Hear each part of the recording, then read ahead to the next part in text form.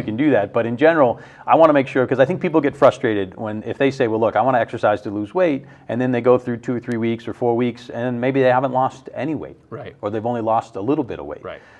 So I think that's an important thing to help people understand. Well, listen, in the beginning, this is really good at helping you maintain weight at a minimum. It will help you lose some weight, but it has to be combined with diet to lose more weight.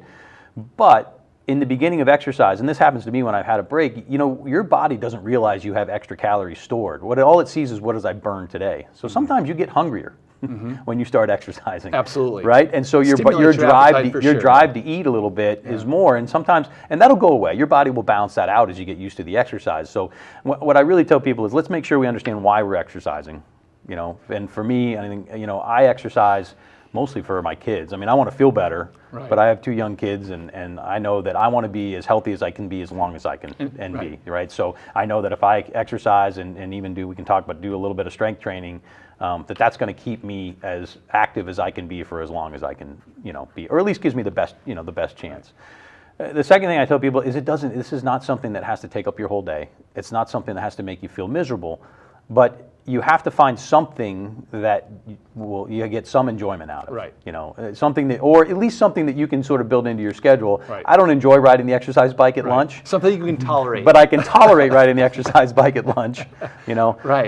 Enough. And then in combination, you have to find something where I'm comfortable enough pushing myself to that level. So some people, they might have a bad knee. They maybe can't walk fast enough to get their heart rate up enough, but they could get in a pool and do it, or they could get on the exercise bike and their knee may tolerate that.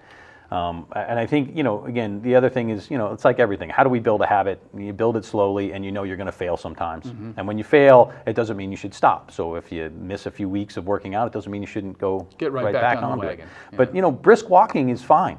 As long as you're walking fast enough. I mean, you don't need special equipment. You don't need those, any of those sort of things. We have a lot of hills around here. Yeah. So walking here sometimes can be quite challenging. In my practice, I tell people walk. Yeah. It doesn't require a gym membership. Yeah. You've already got a pair of shoes, and you can do it 365 days a year, even in Vermont. Yeah. My buddy and I, this was a number of years ago, but we set out to walk or run every single day for a year, and we woke up at 5 o'clock in the morning and did it. And I got to be honest with you, there were some mornings it was pretty painful. Yeah. But we did it, and I think a lot of people run out and buy a gym membership.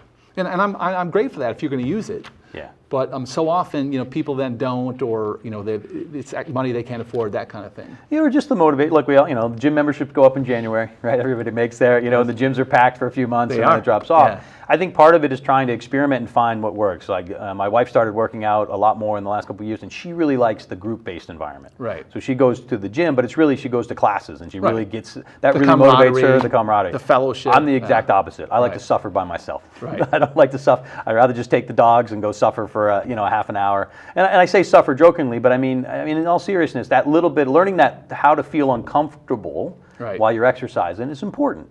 Again, you don't have to feel miserable, but you have to feel because if you're totally comfortable, then you're not working hard enough. Then you're not working hard enough. You're not working hard enough. You get some health benefit, right, from just being active and walking at low levels. But if you're not uncomfortable, your body's not stimulating all those hormonal things and all those chemicals that you need to really get the maximum benefit from the exercise. So if you're on a flat walk, add some elevation.